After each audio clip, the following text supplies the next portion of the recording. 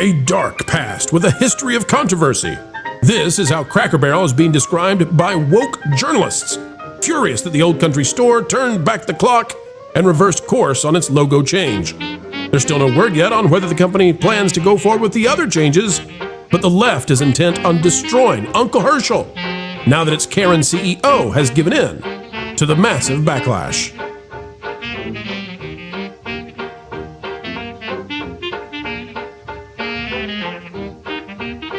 Hello, ladies and gentlemen. Welcome back to the Pro Channel, where we continue to cover what matters to you.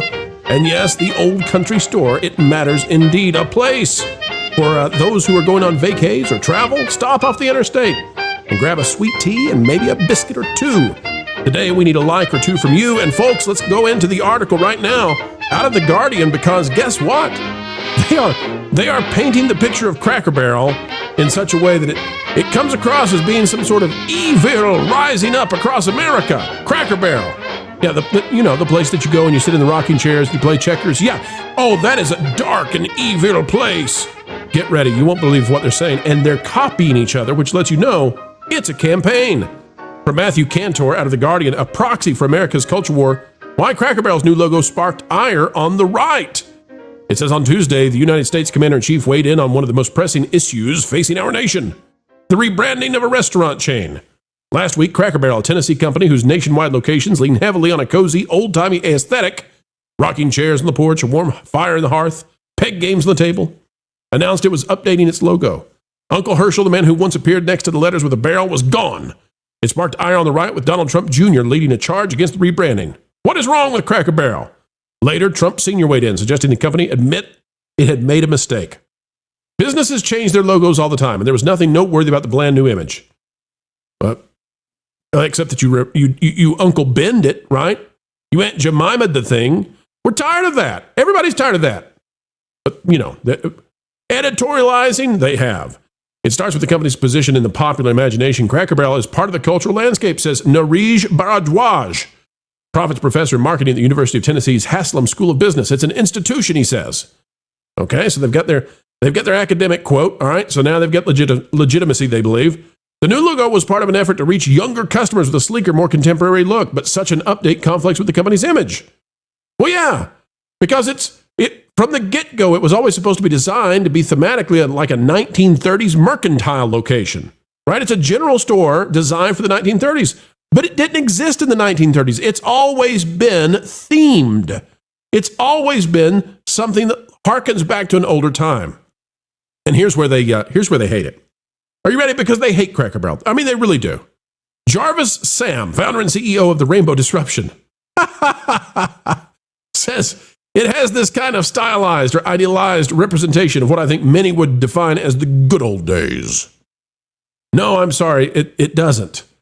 Cracker Barrel, by the way, barrels filled with crackers, right? Not caviar, crackers. It's not hearkening back to the good old days. Not in the sense of like economic prosperity or anything like that. It's hearkening back to a simpler time when people sat in rocking chairs and played checkers. The Great Depression.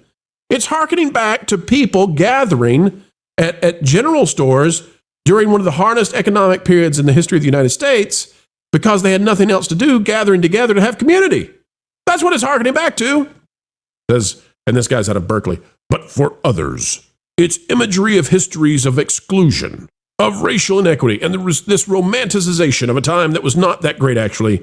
It was not equally safe and nostalgic for everyone. You got that, folks? Sitting in a rocking chair and playing checkers, sipping on a sweet tea, enjoying your pancakes, right? Your beans and greens. That's not it. Listen, this is a dark and despicable country. This company harkens back to a time in the nation when things were just terrible. Cracker Barrel. Cracker Barrel. It's where you go to get hash brown casserole for the... Good Lord. Says, the Cracker Barrel case was a kind of proxy for the larger culture war that's being developed around who actually owns the American story. Because people feel so connected and entrenched with the nostalgia of some of these experiences, it leads to backlash when there is change. And no, none of this, folks, none of this. No, people were frustrated because Cracker Barrel had authentic items from the 1930s, 40s, 50s, whatever on the walls, and they Hobby Lobbied it.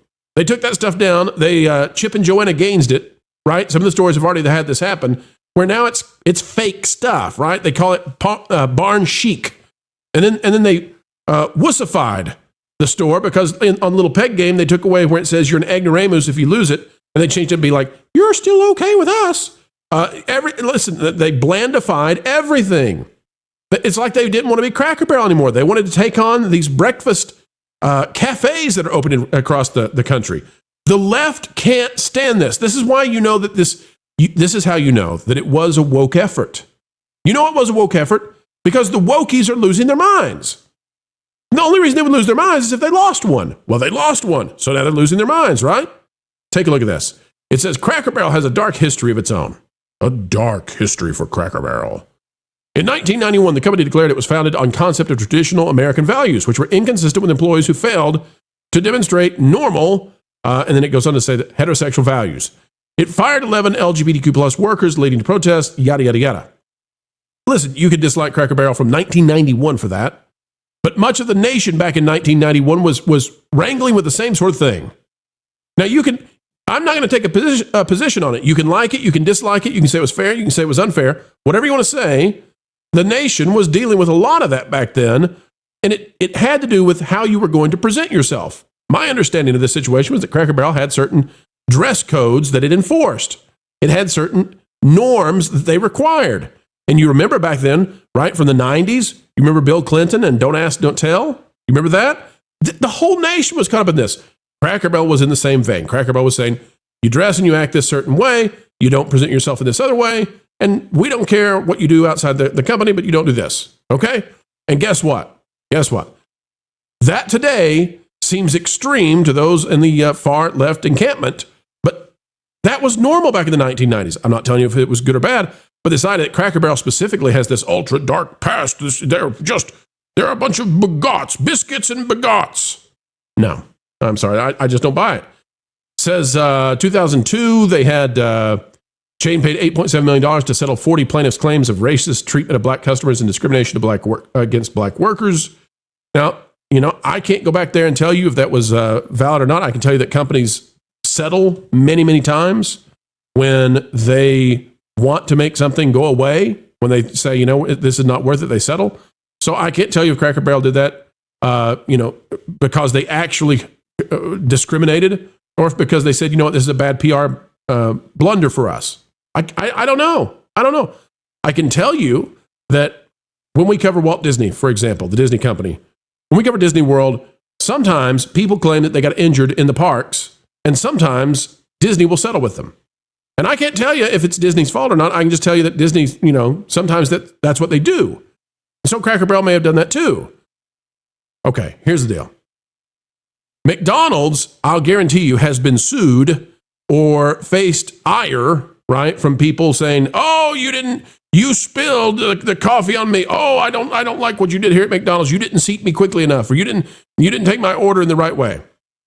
I'm not trying to belittle anybody's claims. I'm just trying to tell you, there have been a lot of lawsuits against McDonald's. I don't think McDonald's has a dark past. Same thing with Wendy's, same thing with Burger King, Red Lobster. All of these companies, they have these situations they got to deal with. The effort now is to make it seem as if Cracker Barrel is this, just terrible company that has this awful, degenerate kind of history, and they hearken back to a time it's Jim Crow, I tell you. And that's not the case at all for Cracker Barrel. It's just a place to sit and play checkers, man. It's just a fireplace. They got stuff on the walls from people of all races. Like, it's up there, and you can go to a Cracker Barrel. No matter where you want to go, you're going to find people, white people, black people, brown people, whatever, and I think we're all, anyway, you're going to find people of all kinds of backgrounds eating at Cracker Barrel. They're going to tend to be older because that's just the demographic that goes to Cracker Barrel, right? I want to show you, though, that this is an effort. This is a campaign because look at this. Anna Betts is another author writing for The Guardian. What the Cracker Barrel Backlash shows about MAGA's influence on U.S. culture. Now, if we go down, I just want to show you. I'm going to prove to you this is a campaign. You ready? If we scroll down, a lot of this is the exact same thing. Here we go. It says, for some, it was no surprise that Cracker Barrel's rebrand became a political flashpoint as the company has long marketed a vision of old country America and has often been associated with conservative values. Quote, It has this kind of stylized or idealized representation of what I think many would define as the good old days. Jarvis Sam, founder of the Rainbow Disruption and Professor at Brown University. For others, it's imagery of histories of exclusion, of racial inequity, and of this romanticization of a time that was not that great. Actually, it was not equally safe and nostalgic for everyone. Cracker Barrel, which was founded in 1969, has a documented history of sexual and racial discrimination accusations. In 1991, blah, blah, blah. In 2004, the company paid $8.7 million, blah, blah, blah, blah, blah. You get the idea, folks? A lot of this seems to be copied and pasted. Anna bets. Seems like I bet you were working with Matthew Cantor, maybe. I don't know. Looks like a campaign to me. Did I prove it? You decide. You decide. I shall make no assertion 100%, but I'll tell you this. If you read these two articles, what you find out is there's a lot of overlap. Why is there a lot of overlap? Because there is a concerted effort, I believe, to get you to believe that Cracker Barrel is a place that has a horrific, terrible, awful past. I don't think that's true.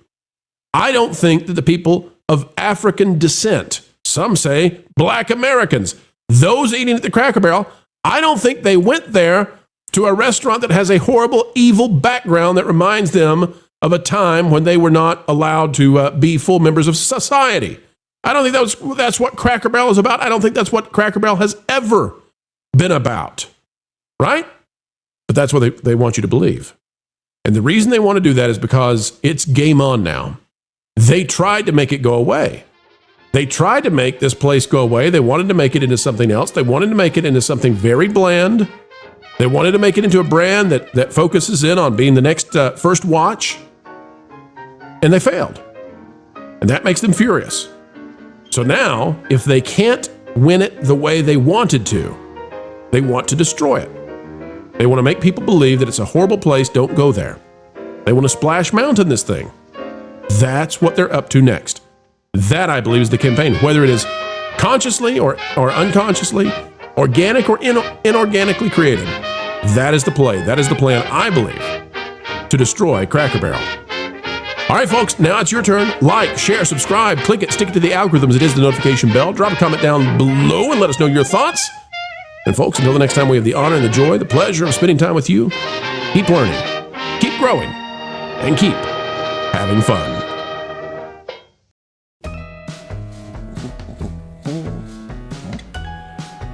You know what? I don't even care this time.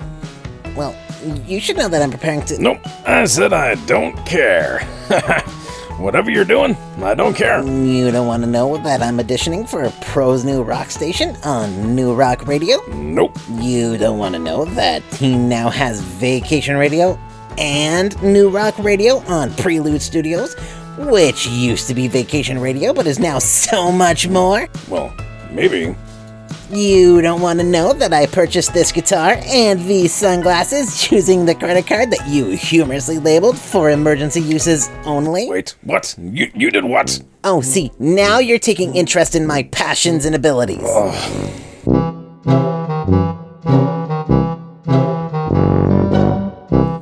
Okay, so Jose, you're sure that we ordered the $10,000 drum kit before Floral canceled the credit card?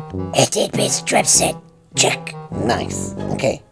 Oh, and the didgeridoo? That will increase in value so that Floral can send his kids to college? Academia. Who did it? Why is there a didgeridoo on the front porch? I'm gonna bury that little troll. Jose, Google how to play didgeridoo. We're gonna need to justify this somehow.